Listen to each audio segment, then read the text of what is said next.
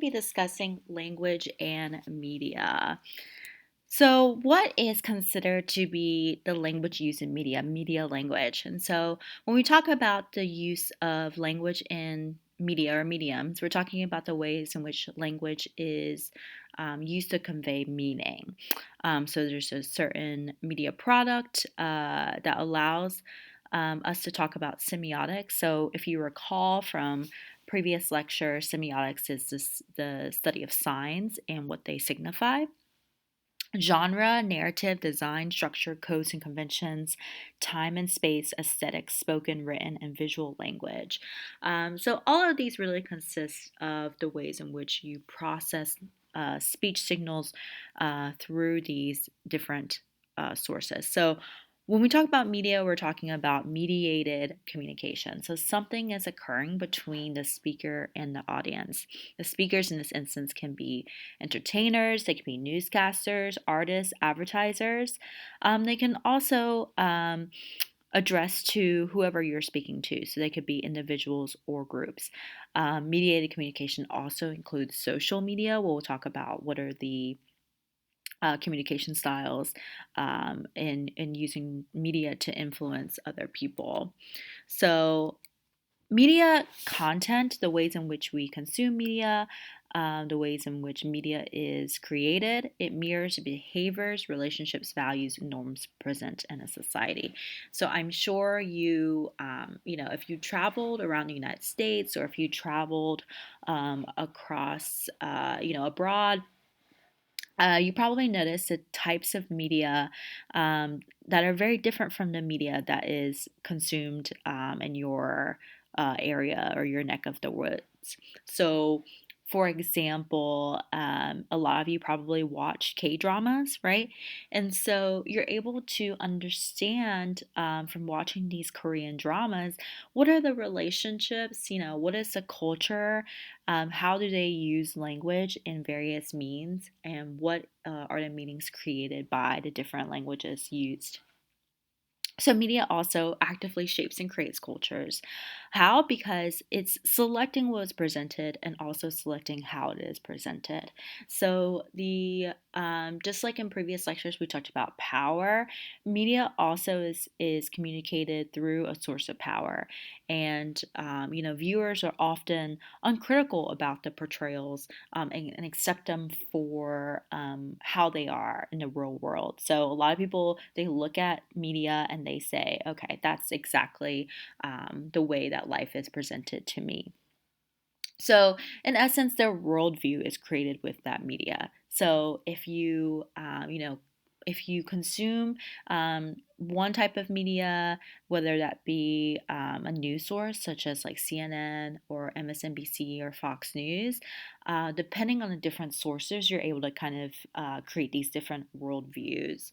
And this is also very similar with watching movies. If you've ever watched a movie from a different generation, so if you ever watched a movie from, I don't know, the 80s or the 90s, and you notice the ways in which, people relate to each other or people speak about things, and you say, wow, that is just so outdated nowadays, right? Because language changes faster than our customs, and the media only represent a portrait of a particular instance and within a particular time frame. So, media is, a system of filtered facts. So there's always an angle of telling. There's always different truths. So a very popular discussion analyst, conversational analyst, his name is Van Dyke. He referred to it as the ideological square. And in the square, media, there were different pockets. So there was a pocket for emphasizing our good properties or actions. There was a space for emphasizing bad properties or actions, and then also a way to mitigate our bad properties and mitigate our good properties. So let's give an example of filtering the facts. So these are two instances of news reports reporting on the same event. So the first one's from the Times. So to give a caveat, these are both news sources that are printed and consumed by people in the UK mostly. So the Times, the headline was Rioting Blacks Shot Dead by Police as ANC Leaders Meet. 11 Africans were shot dead and 15 wounded when Rhodesian police opened fire on a rioting crowd about 2,000 in the African Highland township of Salisbury this afternoon. The shooting was a climax of a day of some violence. So contrast that, which is, reporting on the same event. The reporters, came and saw the same things from The Guardian. So The Guardian reported police shoot 11 dead in Salisbury riot. Police shot and killed 11 Africans demonstrators and wounded 15 others here today in a Highland African township on the outskirts of Salisbury. The number of casualties was confirmed by police. Disturbances have broken out, blah, blah, blah. So you can already see, based on how they frame the language, what their point of view is, right? So if you say rioting blacks were shot dead by police versus police shoot 11 dead. So there's a sense of agency here with the police. And so that kind of represents, the different news outlets and the different sources, and also who their clientele is, right? Because these are print journalism. And so you can make the argument in that, a lot of print journalists and digital journalists are trying to cater to their audience and trying to figure out what their audience wants to hear. So just, filtering the facts. This is an example from your textbook, but, and looking at the terms in which people who are able to consume different types of media also may use different words to mean the same thing. So, for example, Obamacare versus the Affordable Care Act.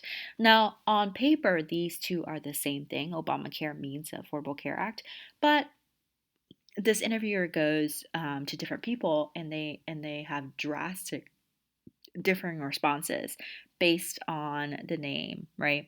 And so it's a really funny way of looking at, I don't, I think Jimmy Kimmel is trying to portray how uninformed maybe people are, but it's also a very good indication of how media can distort something. Again, same legislation, same bill, but depending on how they phrase it, whether they call it Obamacare or whether they call it the Affordable Care Act, could skew the way that they perceive a piece of legislation. So, how does ownership act as a filter? Well, within the media landscape, there's people who distribute the content, right? And there's different streaming videos, right? And so you're able to see the kinds of content and the amount of revenue that these companies are able to generate.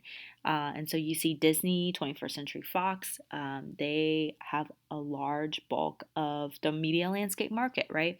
So their kind of points of view and whatever they portray are, in essence, the kinds of media that people consume, right? So most people would consume these media. And so if you think about who's on the outside, who's on the fringes, and who's not subscribing to Netflix, who's not subscribing to Comcast or things like that. So the kinds of who is the owner of a particular news source also acts on a filter of what the media that you consume.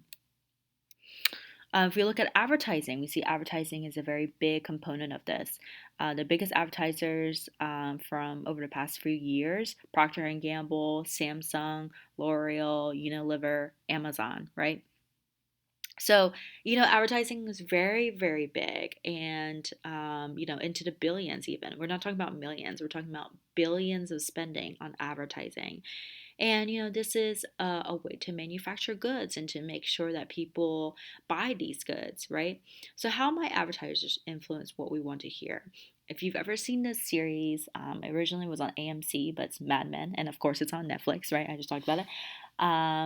Although I think, by the time this recording goes out, I don't think it'll be on Netflix anymore. But this is a very good show because it kind of gives you an insight into the types of advertise like the what advertisers go through in order to convince people of a particular message. So they're constantly considering what is what do the people want? What do the advertisers want? What is the generational change that's happening? How can we market to that change? How do people think? And other filters, of course, if we're looking at media, it could be the news source. Who trusts Fox News? Who trusts MSNBC? Who trusts CNN, right?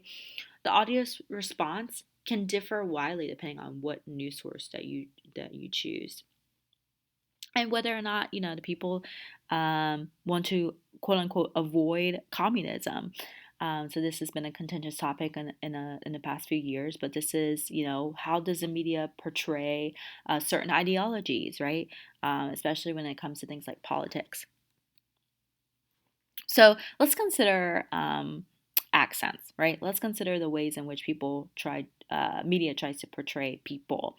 So, if you're a fan of The Big Bang Theory, you'll know Raj. He's, kind of like the rest of them, just very just forlorn, like joking guys who are trying to pick up women. And so in this scene, he's trying to pick up a woman, and he's just very ignorant about some of the customs. Okay, so this is an instance of maybe a foreigner or someone who has a foreign portrayal, and we know he's foreign by his portrayal of an accent. So what does that mean? Fez from That 70 Show, he also had an accent, right? He was a foreign exchange student, right? And so he would get into these situations where he wasn't familiar with, and it was all for comic relief. So they kind of laughed at him and they said, "Oh, that's just Fez." Like, it's because he doesn't is not in tune to the kinds of cultural connotations and cultural knowledge because he's a foreign exchange student. So, what are the representations of accent you see in the media? What are some other characters with an accent, especially if you watch shows like Homeland, right? So, that show has been criticized in the past because of its portrayal of Arabic accents, right? So, how many accents can you identify? And how does this relate to the perception of people with this accent? Because, again, media is a representation of life, and it also produces a representation or ideology that people see.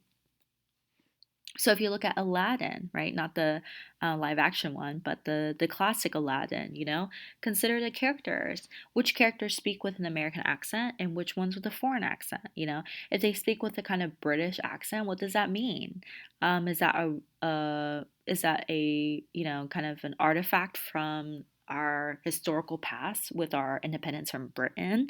So these are very interesting things to consider. What about Genie or Aladdin or Monkey or Princess Jasmine or the King or the evil sorcerer, Jabbar, right? So, like, why do they have accents? And what do the accents try to index?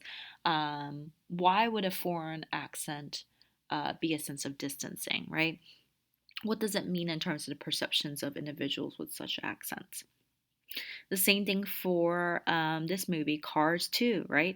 So a lot of you can probably make the argument, okay, so, it's not Jabar's fault that he has an accent. He grew up in, this faraway land. So, of course, that's natural. That's, a very fair depiction.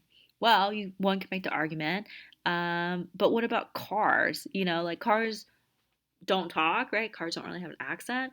But in this kind of series, there's a car named Lightning McQueen, and there's a kind of just this I don't know how to, maybe a pickup truck or like a tow truck, who has like a very southern accent, right? But these accents aren't really obviously there's no talking car, so these are kind of presented or they're ascribed to certain personalities, right?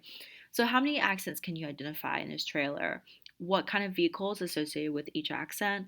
What are the traits associated with the accent? So there's also like a British accent and there's an Italian accent. So are we friends with the Italians? Are we friends with the British, right? What does it mean in terms of perceptions with individuals with such accents? And also, I would also add, what does it mean for the current landscape of politics, with this accent. So, for example, if we're at war with China, or if we have a trade war, sorry, with China, if someone has a Chinese accent, how does that depict in media circumstances? So television still very important, right? Whether or not you watch an actual TV or whether or not you watch streaming service like Netflix or Hulu or Amazon Prime or HBO Max, right? So 33% of Americans' leisure time is watching television. 7% of time hanging out with other people. This number was probably more during the pandemic, right? Women watch television more than men, and adults watch television more than children. Very surprising, even though it's children's number three activity after school. I think the first two are probably doing your homework or, I don't know, eating or something. So consider the ways in which women and men are portrayed on TV, right? And especially since we had our lecture on language and gender, how are those gendered languages making its way onto television? Do they have non-binary characters? Women are 39% of primetime characters, so a little bit less than uh, men. Women are also portrayed as being younger, less authoritative. 65% are women in their 20s and their 30s. You rarely see women in their 40s or up. Whereas comparison to 22% of men in their 40s. You see a little bit more of older men, right? So what does that say about society and how we value age? Consider the PowerPoint we just had on language and age, and how people are afraid of aging, they're afraid of dying, and so they kind of don't want that represented on the big screen. 46% of women are thin, are very thin. So we have a very weight conscious culture. And I would say that these statistics come from American TV. I should make that caveat.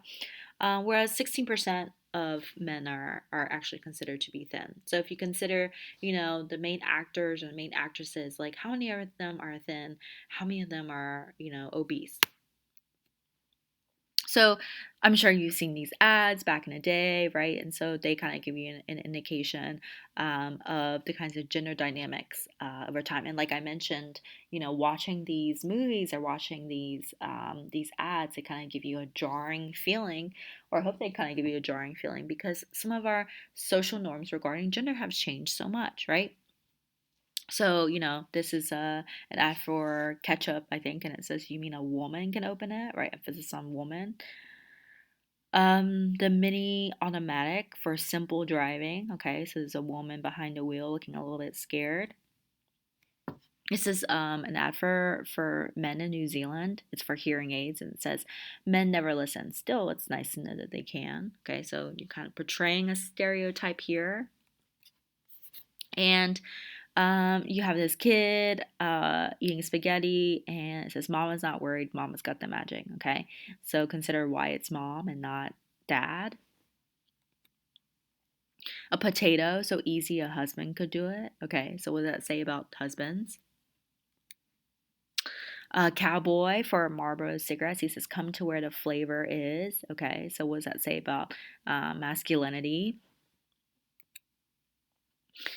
And yeah, looking at ethnic minorities, right? Ethnic minorities are underrepresented in media or they're represented in stereotypical ways. So you'll see this in, the videos I showed you of Raj from Big Bang Theory or Fez from That 70s Show, right? How are they represented? Normally, it's very negatively. The ethnic minorities, they're criminals, they're threats, like threats to the country, like I mentioned, or they're culturally abnormal. They don't really have these social cues, right? And that what makes it quote unquote funny. They're unimportant. They're kind of side characters. They're background characters, or they're dependent on the main character. They're invisible. They're in the background. They're comic relief, like I mentioned, right? So look at the ways in which ethnic minorities are represented. I think it's one thing to say, okay, like this show has a black character, or Latino character, or Asian character, but what is this black character, Asian character, or Latino character actually doing, right? And what kinds of accents or what kinds of languages are they using? So, do accents actually matter? Do the media forms, you could just, one would make the argument to say, okay, that's just media, that's just a show, right? But do they actually matter? And trustworthiness. And so they asked people to listen to someone's accent or listen to someone's speech and rate it on a scale from 1 to 10, whether or not they trusted them. So they played a native English speaker and, they said, okay, like, do you trust what they're saying? And they also did this with someone with a slight accent and a strong accent with the same passage, so that's their control. So they found that the trust for native speakers was a 7.5, whereas someone with a slight accent was a 6.9, and if you have a strong accent, it was a 6.8. So could there be some sort of bias here, right? Is there a sense of bias towards people who don't speak the same language as you or who speak with an accent, right? A lot of people also make this argument about understandability or intellectuality, right? About whether or not you can understand them. So maybe it's not necessarily whether I can trust them, but I just don't understand what this person's saying or something like that. But this it probably is reflected on the top 50 accents of the world, right? So in previous PowerPoints, I showed the top regional accents that were the sexiest. Again, with this really vague, I don't know, measuring system, which I think they did a poll, but yeah, very vague system, right? But what came in last place was a Slavic accent, a Croatian accent. They said was the least sexiest. Romanian came 49, Thai came 48, 47 was Pakistani, right? So I'm guessing mostly English speakers are taking this survey. Again, I have no clue how they came up with these numbers.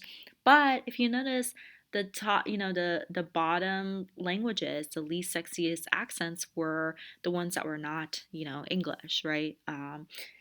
So very, very interesting. But the sexiest accent, this is in 2020, the sexiest accent was the Kiwi accent or the New Zealand accent. So they said that it was charming. But again, they didn't say why. They didn't really understand what avenues there, right? So, these accents do matter. These accents, the way that they're portrayed on television, they have a sense of connection to the real world, whereas people have developed certain language attitudes depending on, what they see in the media. If they see this person with an accent and they are, from Croatia, and, this person's just like going around America, bumping into things, not really sure how to communicate, right? That's not really considered to be sexy, right, on the show. And it's kind of used as a comic relief. And then, that transforms into real life. So, talking about foreign accents, I do want to, give some sort of linguistic basis here, right? So, would, people use accent as to mean dialect? So, on the same quiz, they say, okay, well, Southern accents is very sexy, right? But actually, what is considered to be an accent? So, an accent would be a way in which you transform the sounds from your native language to your second or third or fourth or another foreign language. So, for example, these things can be pronounced as these things, especially if you're a French speaker. They can be pronounced as these are things, right? Things is used if you're Caribbean, or these things, right? Especially if you're, from Asia or you're Chinese, right? So, there's certain disadvantages of speaking with a foreign accent because it comes with a negative social connotation, right? But again, those social connotations are kind of constricted by society and perpetrated through the media. There's also advantages, right? Advantages of speaking with a foreign accent. And a lot of people might think it's attractive, or a lot of people revere it. So, for example, someone could speak in a French accent that would be considered to be very sexy, for example. But it all depends on society. How important is accent for intellectual ability? Well, sometimes sound, stress, intonation, rhythm, the way that you pronounce some things can sometimes cause a breakdown in intellectuality. And by intellectuality, I think they really mean understandability, right? Whether or not it's understandable rather than intellectual. But it's more likely that the attitudes towards particular accents are actually the barrier, right? So it's less likely that you can't understand someone because of sound or stress or intonation or rhythm. It's more likely that you have a certain attitude about a certain language, and that's what's really creating this barrier. So, and looking at the ways in which the news portray things, this is in your textbook, but they mostly portray negative things, things that are most recent, things that are most local, proximity. Consonants confirm something that conforms with the overall ideology, unambiguity, and unexpectedness. So these are kinds of, and newscasters choose which stories to portray. This is kind of what the rule of law that they follow. So, they look at superlativeness, the relevance, the personalization, the eliteness, the attribution, and facticity. Is it true or is it provable? That's something that's very important for news sources and for media sources, right? Because we have so much of this quote unquote fake news. We don't know what's real. So, the ways in which we are deconstructing meaning in our media sources differ depending on the kinds of modes. So, there's print modes, right, which are very verbal, very linear, sequential, presentational. The fact that I could show you some ads in the past, like print media, was the only originally the only way that you could probably get information, right? But now we have these multimodal um, modes of deconstructing meaning. So, for example, we have the visual, but we don't have to have, linear sequences anymore, right? We don't have to have sequential. They can be interactive. Some of the media that we consume, for example, allow you to kind of choose your own adventure, right? So there's lots of choices involved in our media. And so the literacy requirements are different for each, right? Just as if it were, a website versus, something that's a print source. Being able to access that website carries a lot of different literacy ways in order to engage with this media. So literacy really concerns itself with the ability to read and write. But for media, we want to say that it's the ability to correctly interpret information.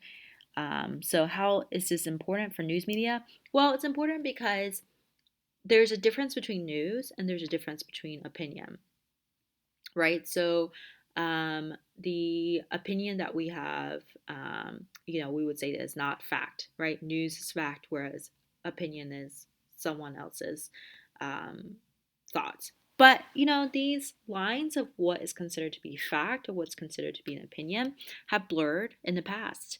In the New York Times, there's an op ed, right? So that is really an opinion piece, an opinion editorial. But a lot of people take it for, this is what the New York Times says.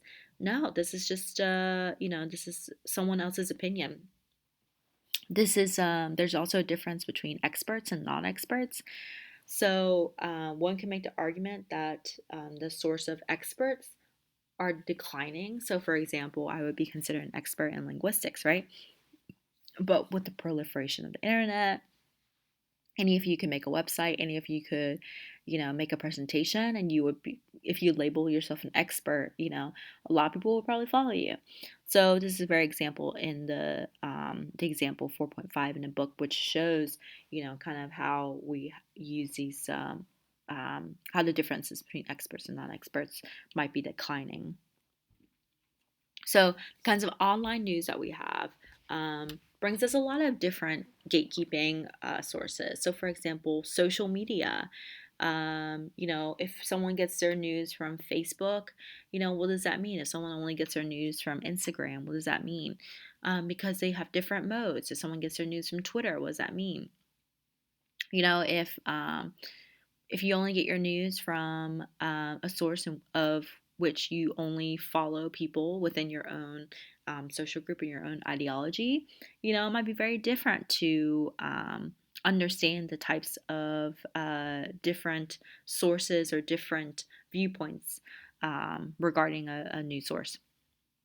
There's also different multimodals now: text, images, audio, videos, other expressive, online news where, you're not only reading something about, what happened in a newspaper, but you're also looking at the images, you're looking at the audio, you're looking at the videos, right? So this is something that is constantly changing and adding to our media-driven society.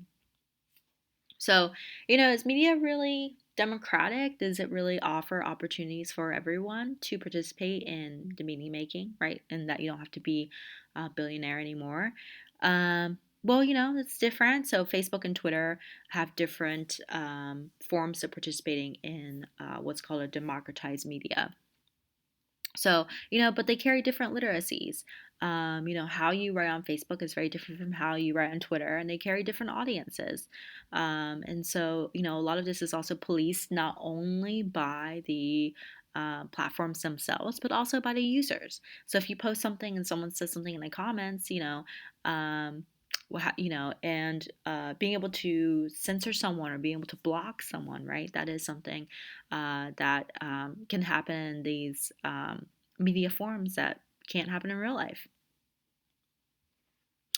And, it's also important to consider the differences between what's satire and what's a hoax, right? So, a hoax is establishing something as true through fraudulent means, whereas satire is using humor to show that someone or something is foolish or weak or bad. So, how does this relate to literacy? Well, not everyone is literate or not everyone understands when something is false and when something is false to be made as funny, right? So is this a satire or hoax? This is a giant squid awashes ashore in California. It's not true, right? Is it trying to make fun of something? Is it trying to say something about society? Probably not. We would say probably this is a hoax. And so this is an example of the death penalty as a deterrent, right? So someone said, "Hey, let's beat someone until they die," and someone said, "Good idea, but we'd get a death penalty." And someone said, "Oh, bummer. Let's see what's going on to the library," right? So this is a satire, right? Because it is false, right? This scene probably wouldn't happen, but this is highlighting that people really don't look at the death penalty as a ways of deterring crime. Someone wouldn't actually say, "Oh, yeah, well, actually, there's a death penalty, so probably I shouldn't do this crime," right? So it is a comment on society. So, your discussion questions for this week: what is literacy? What does it mean for there to be different types of literacy? What types of media do you consume? Where do you get your news? Do you get it for entertainment news? Where do you get other information? What do you know about the type of information that you see present in the news? Does it follow the news values located in your textbook? How do our previous discussions on language and society relate to language and media? And also, you could also decide to watch a movie trailer, and dissect the characters' accents. What do they reveal about the personality of the characters?